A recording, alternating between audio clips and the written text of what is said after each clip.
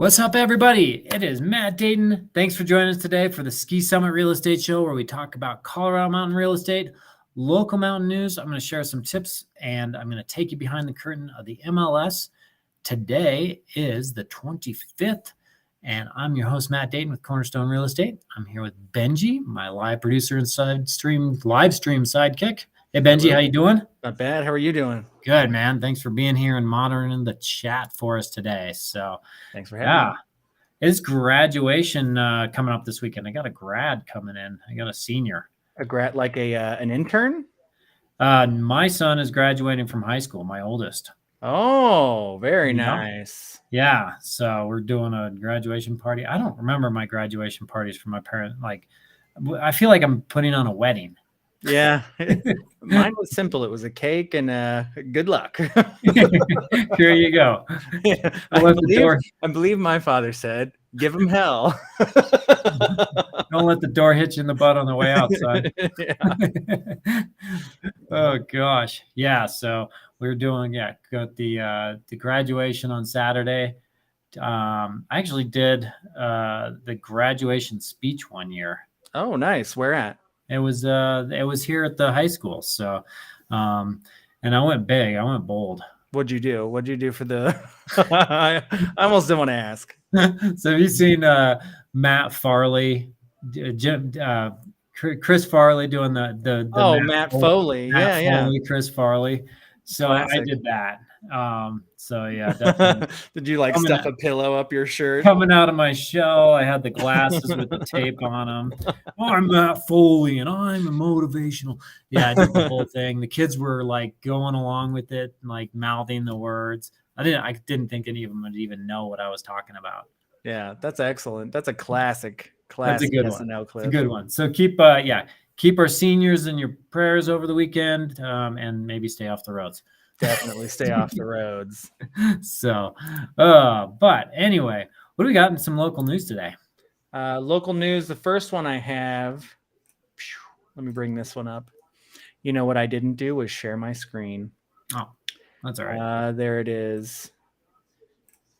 Yeah. Dillon will up its police officer pay to remain competitive with surrounding departments. Tell us all about that. Yeah. So actually we went to thing last week about, actually it was on Monday.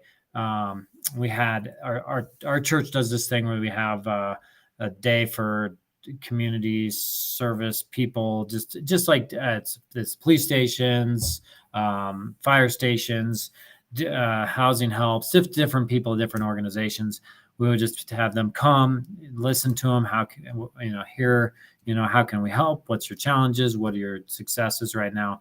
And the police are Silverthorne basically was saying sometimes we got, we're just understaffed. Like sometimes we just have a hard time getting one officer on.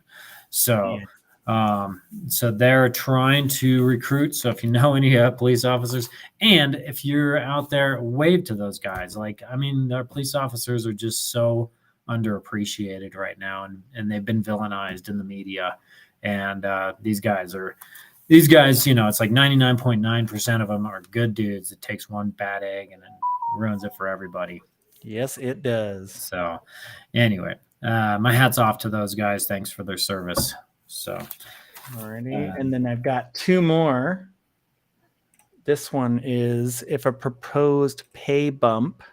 Sorry, I'm trying to get this shared thing. If a proposed pay bump doesn't fix the bus driver, we got bus driver shortages too. We got bus driver shortages. We got. Oh my gosh. Yeah. The reason why I put these two together is it's just coming down to the affordability of living in the high country. So, to have these people that you want kids to drive your buses, or no, you don't want kids driving your buses. If you want somebody to drive your kid's bus, then we've got to figure this out. So I don't know. The good news is from all these extra taxes, the county's supposed to have another $19 million.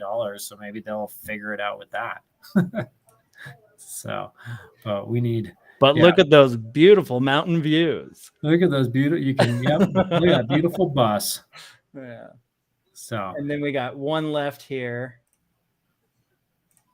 And it's from a different location today. We've got bigger pockets showing up. Institutional home buyers are pulling. What does that mean? Institutional home buyer. Right. So big, like more corporation type organizations that buy, they have like hundreds, thousands of homes that they own and they rent. Some of them are short-term rentals, some of them are long-term investments.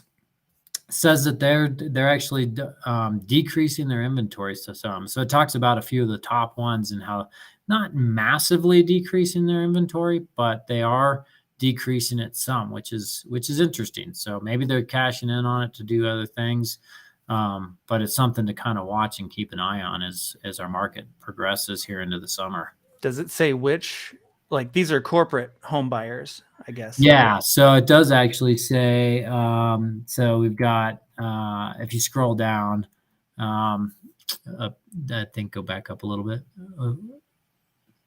There, American Homes for Rent, Invitation Homes. So these are a couple that just said they've, selling more than they're buying. So they're still buying homes, but they're selling more than they're buying. So anyway, I wonder what that means. Yeah, I don't know. It's kind of, the article didn't exactly state anything particular as to the reason why they're doing that. But it is something that's an interesting trend. Yeah. Whereas, like a couple of years ago, we were seeing these organizations buying up like mad.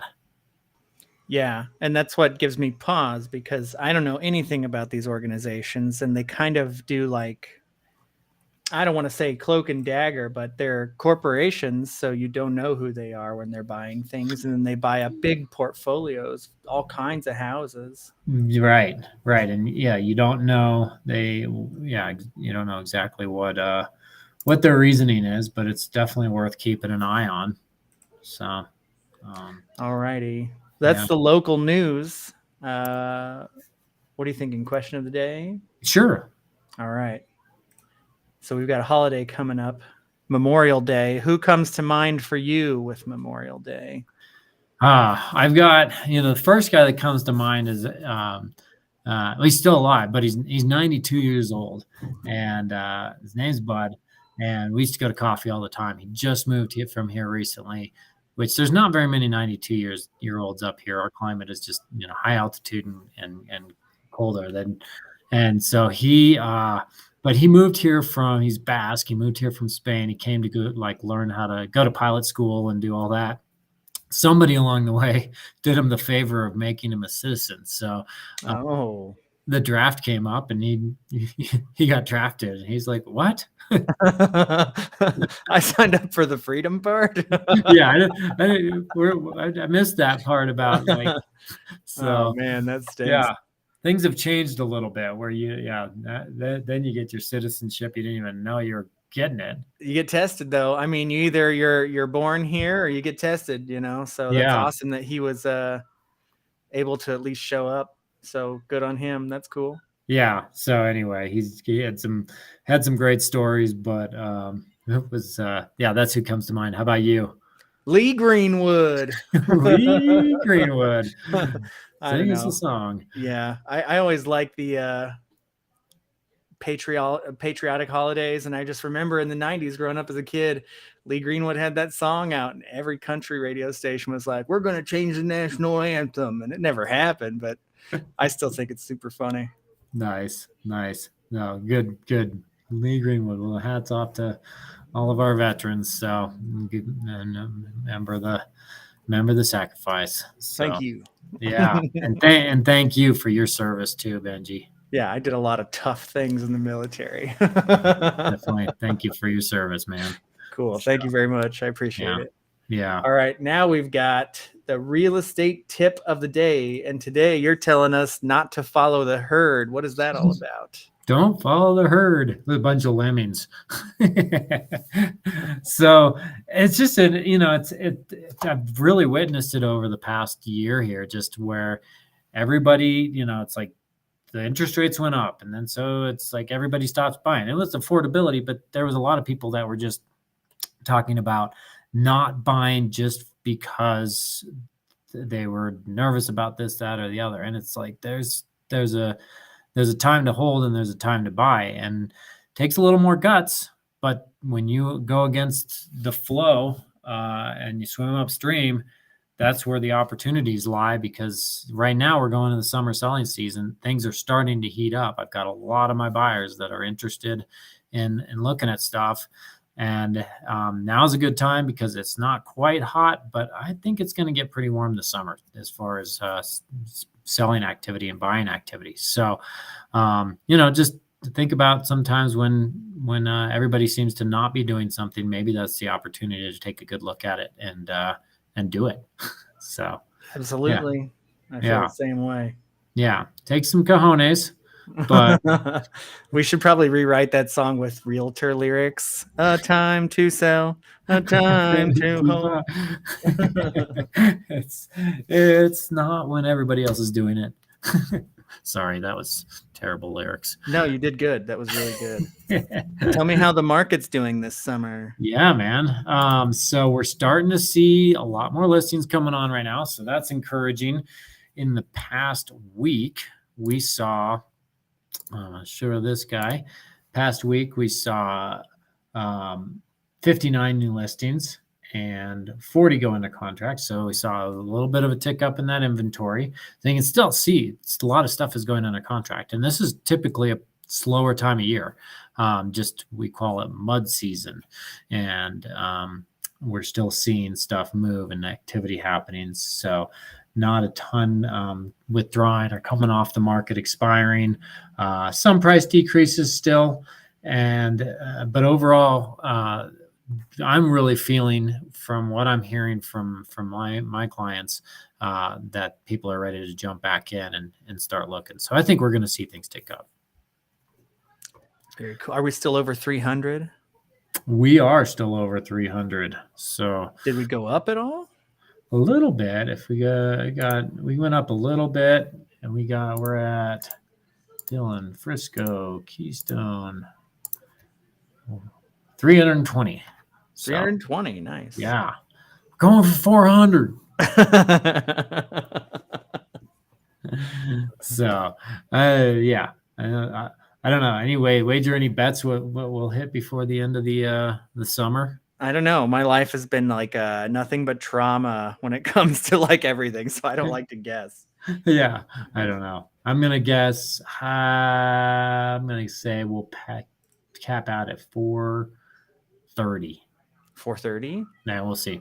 All right. Just throwing a number out there. You know it better than I do. Just throwing a number out there, but I don't think we'll get over 430. 430 of them. Yeah.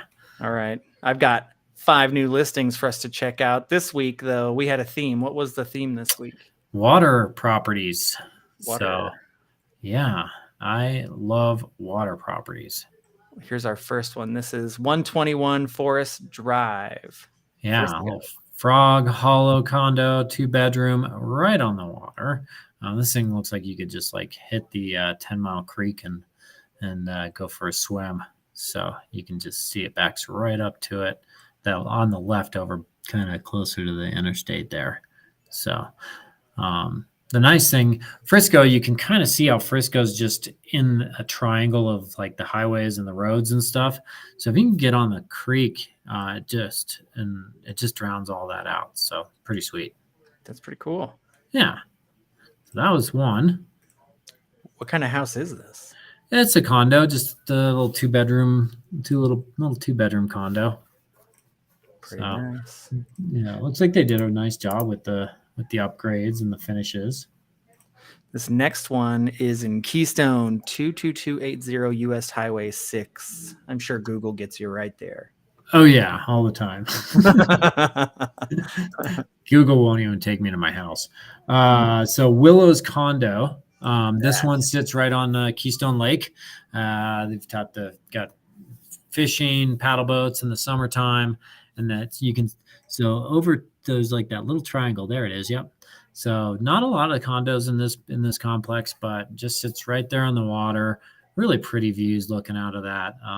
ground level on this, tons of light, tons of windows. This one's always a winner in my book. The downside is dues are a little on the high side, but other than that, it's got a lot of opportunity for short-term rental with the Keystone Conference Center right nearby, and it's a nice, spacious place. So $850 for a 2-bedroom on the river, on the lake there. So pretty good. Very cool. Yeah. And then now we've got 28 Trappers Crossing Trail. Yeah. So this one is my listing. Just put this on yesterday. Backs up to the forest and the Snake River. So great little deck sitting out the back there. You got forested views. You're not close enough to see the river, but you can definitely hear it. So I thought that was a really nice setting. Nice tall vaulted ceilings in this property. Yep, there's the snake. So it's beautiful blue-green coming through there. And this one's got its own the primary suite's on its own floor, really big primary suite there, nice open floor plan, open layout. Lots of opportunity for somebody to just come in and custom tailor it. It's kind of a clean slate. It's all original, but it's in great shape. I like this bunk bed. This is really interesting. I know. That's a perfect little family bunk bed. Yeah, I've never seen that before. Yeah, you could be on the bottom and your son would do like figure 4 on you from the top. Oh, man, he would just talk all night. It would drive me insane. Oh, gosh. Hey, Dad, I want to tell you something. Go to bed. Do you think? Here's 560 Country Road 101. Is this property or is no? There's a house here. So this is north of Silverthorne. A ways. You drive out there to a bit, but this thing just sits like right on the edge of this ravine, and it looks down on the river. It's got just gorgeous views up the valley. Really quiet out there. We like to go out there, I like to go kind of do day camping sometimes. You just take the grill and you go out in the woods, find a camp spot and just hang out, set up some hammocks. But look at that. Man. It's just a beautiful setting. I love this area out north of Silverthorne. It's open. You're a little lower in altitude, so summer's a little bit longer, but just absolutely gorgeous. I love the recessed lighting, all those puck lights. That's cool. Yeah, that was a pretty cool looking place. That's the house? Wow. Yeah, it's 3-car garage, and then that huge south-facing deck. Man, they really came out on like the perfect day to shoot, didn't they? They did. They got it. That's what beautiful it looks like colors, over there. It's really special. A blue kitchen, blue and gray. Blue and gray's in. I don't know. I don't know how long it'll stick around, but there's your view when you're doing dishes. Makes you want to do some dishes. Whoa. Yeah. Okay. Next house, we have 0122. Help me. Lenawee Lane. Lenawee.